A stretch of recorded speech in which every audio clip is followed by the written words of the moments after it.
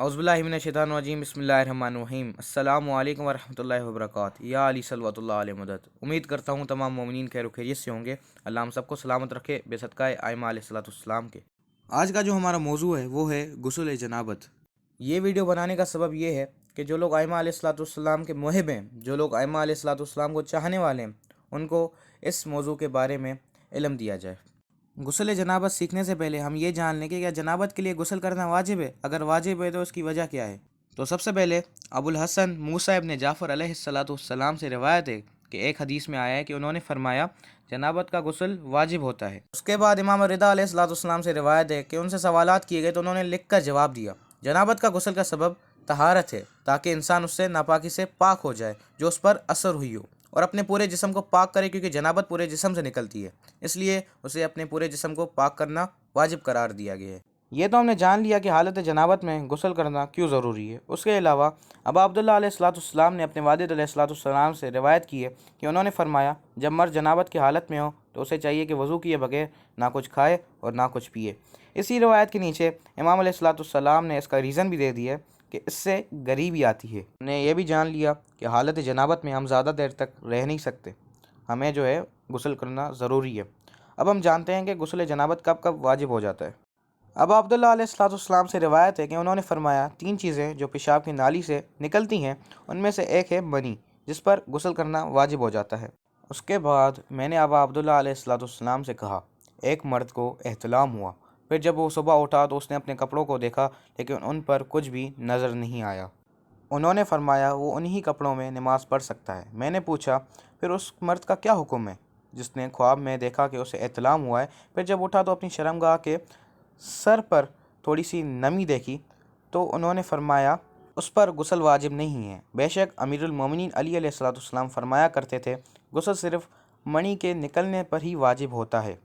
उसके बाद मैंने इमाम रिदा अलैहिस्सलाम से उस मर्द के बारे में पूछा जो औरत के साथ शर्मगाह के करीब मुबाशियत करता है, लेकिन दोनों में से किसी का भी इंजाल नहीं होता, तो गुस्ल कब वाजिब होता है। उन्होंने फरमाया जब दोनों मखतून हिस्सों का मिलना हो जाए तो गुस्ल वाजिब हो जाता है। तो मैंने पूछा क्या दोनों मखतून हिस्सों के मिलने से मुराद ज़कर के सर के करीब हो जाना, तो उन्होंने फरमाया हाँ। अब आपने ये तो जान लिया कि गुस्ल जनाबत कब कब वाजिब हो जाता है। अब हम ये जानते हैं कि गुस्ल जनाबत कब कब वाजिब नहीं होता। ये हमारे बहुत से शिया हज़रात का भी सवाल होता है कि जब शर्मगाह से पानी निकले तो क्या गुस्ल जनाबत वाजिब हो जाता है। तो इसका जवाब इमाम अलैहिस्सलाम ने बहुत पहले ही दे दिया था। मैंने अबा अब्दुल्लाह अलैहिस्सलाम को कहते हुए सुना हम वज़ू या गुस्ल को छोटी नरमी के लिए वाजिब नहीं समझते, ना ही जो कपड़ों पर लग जाए सिवाय उस बड़ी मज़ी मणि के। अब हम आइमा अलैहिस्सलाम की हदीसों में से जानते हैं कि गुस्ल जनाबत करने का सही तरीका क्या है। गुस्ल जनाबत करने के भी दो तरीके हैं, एक गुस्ल तरतीबी और एक गुस्ल इर्तिमास। सबसे पहले हम ये जानते हैं गुस्ल तरतीबी क्या है। गुस्ल तरतीबी वो गुस्ल है जिसको तरतीब के साथ किया जाए। मिसाल के तौर पर अगर हमारे पास बकेट है तो हम उसको तरतीब के साथ करेंगे। अब जानते हैं आइमा अलैहिस्सलाम की हदीसों में से कि उसकी तरतीब क्या है। सबसे पहले नीयत जो है हमेशा दिल में ही होनी चाहिए। हमें वो काम पता होना चाहिए जो कि हम करने वाले हैं, वो कोई भी काम हो, इबादत हो, अमाल हो या गुस्ल हो, या कोई भी ऐसा काम हो जो कि हमें दिल में ही पता होना चाहिए, उसकी नीयत जो है हो जाती है। ये ज़बान पे बोलना ज़रूरी नहीं है कि हम ये जो है गुस्ल करने वाले हैं अपने जो है पाक होने के लिए, नापाक से पाक होने के लिए, ये बोलना जो है ज़रूरी नहीं है। अगर आप ये दिल में ही नीयत कर लेते हैं तो काफ़ी हो जाता है। अगर आपको तभी भी ज़बान पे जो है बोलना है तो आप एक दुआ पढ़ सकते हैं जो कि मुस्तहब है। अगर आप पढ़ें तो सही है, अगर नहीं पढ़ेंगे तो कोई उससे हर्ज नहीं है, मसला नहीं है। वो मैं आपको दुआ बताता हूँ। दुआ को जिस तरह है अल्लाहुम्मा तहरिल कल्बी वज़क्की अमली व तक़ब्बल सवी वजअल मिन इंदका खैरुल ली। उसके बाद ये रिवायत मुलाहिज़ा करें। हमारे लोगों में से कुछ अफराद ने रिवायत की है, उन्होंने कहा इमाम अलैहिस्सलाम ने फरमाया, पहले उन्होंने गुस्ल जुम्मा के बारे में फ़रमाया कि गुस्ल जुम्मा में ये दुआ पढ़े, मैं पढ़ लेता हूँ। जब तुम जुमा के लिए गुस्ल करो तो ये दुआ करो, परवरदिगार मेरे दिल को उन तमाम अफरातों से पाक कर दे जो मेरे दीन को तबाह कर देती हैं और मेरे अमाल को बातिल कर देती हैं। उसके बाद और जब तुम जनाबत की वजह से गुस्ल करो तो ये कहो परवरदिगार मेरे दिल को पाक कर दे, मेरे अमाल को साफ़ कर दे, मेरी कोशिशों को कबूल फरमा और जो कुछ तेरे पास है उसे मेरे लिए बेहतरीन बना दे। इस दुआ के बाद हम गुस्ल जनाबत का तरीका सीखते हैं इमाम अलैहिस्सलाम की हदीस से। मोहम्मद बिन मुस्लिम ने रिवायत की है, उन्होंने दो इमाम अलैहिस्सलाम में से एक से गुस्ल जनाबत के बारे में पूछा। इमाम अलैहिस्सलाम ने फरमाया सबसे पहले अपने हाथों को धो लें, उसके बाद अपनी शर्मगाह को धो लें। आप शर्मगाह को जो है साबुन के साथ भी धो सकते हैं, اس کی وجہ یہ ہے کہ جب ہمیں جنابت ہوتی ہے تو صابن کے ساتھ ہم اس کے جو ہے ہٹا سکتے ہیں جو بھی اس پر نجاست لگی ہوتی ہے، تو اس وجہ سے اس کے بعد جو ہے اپنے سر پر 3 مرتبہ پانی ڈالیں، ایک جو ہے دائیں، دوسرے بائیں اور ایک بیچ میں، تاکہ ہم جو ہے بکیٹ کے ساتھ غسل کرتے ہیں تاکہ سارے جسم میں پانی آ جائے۔ اس کے بعد امام علیہ الصلوۃ والسلام نے فرمایا پھر 2 مرتبہ پانی بہا لو جسم کے جن حصوں پر جہاں پر پہنچ جائے۔ تو اس کا بھی امام علیہ الصلوۃ والسلام نے کلیئر کر دیا ہے کہ پھر اپنے کندھوں پر 2 مرتبہ پانی بہا لو، ایک دائیں کندھے اور ایک بائیں میں، تاکہ ہم بکیٹ کے ساتھ کرتے ہیں، میں نے پہلے بھی بتایا، تو ہاتھوں کا استعمال ہوتا ہے، تو اس وجہ سے دائیں کندھے اور بائیں کندھے رہ جاتے ہیں۔ تو اس وجہ سے امام علیہ الصلوۃ والسلام نے فرمایا کہ آپ جو ہے پھر دائیں کندھے 1 مرتبہ اور 1 مرتبہ بائیں کندھے پر جو ہے پانی بہا لیں۔ غسل ترتیبی کے بارے میں تو جان لی، اب ہم جانتے ہیں غسل ارتماس کے بارے میں۔ غسل ارتماس وہ غسل ہے جس میں ایک ہی مرتبہ ہمارے سارے جسم میں پانی آ جائے۔ مثال کے طور پر ہم اگر شاور کے آگے کھڑے ہو جاتے ہیں تو ایک ہی مرتبہ ہمارے سارے جسم میں پانی آ جاتا ہے۔ ایک دوسری اگزامپل ہے پول، اگر ہم پول میں جو ہے چھلانگ مار لیتے ہیں تو ایک ہی مرتبہ ہمارے سارے جسم میں پانی آ جاتا ہے۔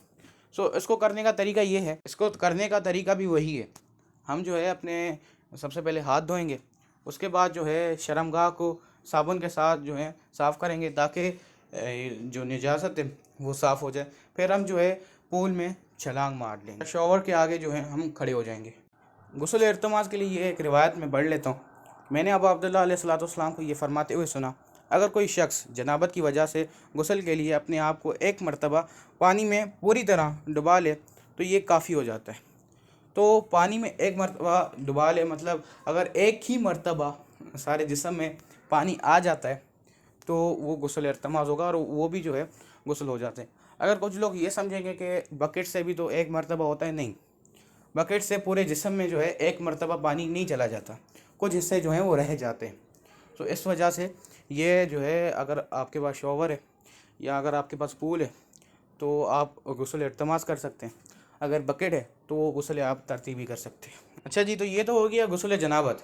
اب جو ہے ہم دوسرے غسل کے بارے میں سیکھتے ہیں۔ تو بہت سے لوگوں کے یہ سوال ہوں گے کہ یہ تو غسل جنابت ہے، اور بھی جو ہیں بہت سارے غسل ہیں، ایک غسل نہیں ہے، غسل جمعہ ہے، غسل میت ہے، اور بھی وغیرہ وغیرہ جو ہیں غسل ہیں۔ سو ان کو کرنے کا طریقہ کیا ہے؟ تو ان کو کرنے کا طریقہ بھی یہی ہے جو کہ ابھی ہم نے امام علیہ الصلوۃ والسلام کی حدیثوں میں سے سیکھا، بس ہماری جو ہے نیت، جو ہماری انٹینشن ہے وہ ڈیفرنٹ ہونی چاہیے۔ بس غسل جمعہ جو ہے اس کی دعا جو ہے ڈیفرنٹ ہے، جو میں نے امام علیہ الصلوۃ والسلام کی حدیثوں میں سے جو ہے پڑھی ہے، وہ بھی مشتہب بھی ہے، تو اگر آپ پڑھیں تو صحیح ہے، نہیں پڑھیں تو کوئی حرج نہیں ہے اس میں۔ اس کے علاوہ یہ بھی ڈاؤٹس ہوتے ہیں کہ کیا پہلے غسل جنابت کرنا چاہیے یا پہلے نہانا چاہیے؟ تو ہمیں سب سے پہلے جو واجب ہے وہ کرنا چاہیے۔ غسل جنابت ہمارے لیے واجب ہو جاتا ہے، سو ہمیں پہلے وہ کرنا چاہیے، پھر ہم جو ہے بعد میں نہا بھی سکتے ہیں۔ یہ تو ہم نے چند چیزیں بتائی ہیں، اور بھی بہت ساری چیزیں ہیں۔ مثال کے طور پر جو غسل جنابت ہے وہ کب کب واجب ہو جاتا ہے، تو یہ تو ہم نے ایک چیز بتائی کہ سیمن کے ڈسچارج ہونے سے، اور جو ہے ہم بستری کرنے سے، جو ہے ہم بستری میں اگر ڈسچارج نہ بھی ہو تب بھی جو ہے مختون حصوں کے ملنے سے غسل جنابت واجب ہو جاتا ہے۔ یہ چند چیزیں ہیں، اور بھی بہت ساری چیزیں جو میں اس کے متعلق ریسرچ کر رہا تھا تو بہت ساری چیزیں آئی تھیں، بٹ جو ہے اس سے ویڈیو جو ہے لمبی ہو جائے گی، تو اس وجہ سے میں نے کچھ چیزیں جو ہیں ویڈیو میں نے شیئر کر دی۔ تو اسی کی وجہ سے ہم ایک جو ہے گروپ چیٹ بنا رہے ہیں جس میں فقہی مسائل کے اوپر ہی جو ہے جن بھائی کے سوالات ہوں گے ہم ان سب کے انشاءاللہ جوابات دیں گے۔ گروپ کے کوئی رول وغیرہ نہیں ہوں گے، بس جو ہے گالی گلوچ نہیں ہوگی اور اوور باتیں نہیں ہوں گی، کیونکہ زیادہ تر چیزیں میں یہ ہوتا ہے یا تو گالی گلوچ جو ہے ہوتی ہے یا تو جو ہے فری مکسنگ، جو کہ آج کے لیے ہی چل رہا ہے۔ گروپ چیٹ بنانے کا مقصد یہ ہے کہ لوگ جو ہیں علم لے سکیں، کیونکہ بہت سارے لوگ جو ہیں آج کل ڈبیٹنگ میں ہی چلے جاتے ہیں۔ میں خود جو ہے جب میں نیو آیا تھا ادھر تب میں جو ہے گروپ چیٹ وغیرہ میں چلا گیا تھا، تو ادھر ڈبیٹنگ وغیرہ ہوتی تھی اور کچھ اتنا جو ہے فقہی مسائل کے اوپر کوئی بھی بات نہیں کرتا تھا، سو اس وجہ سے میرے جو ہے ڈاؤٹس رہ گئے تھے۔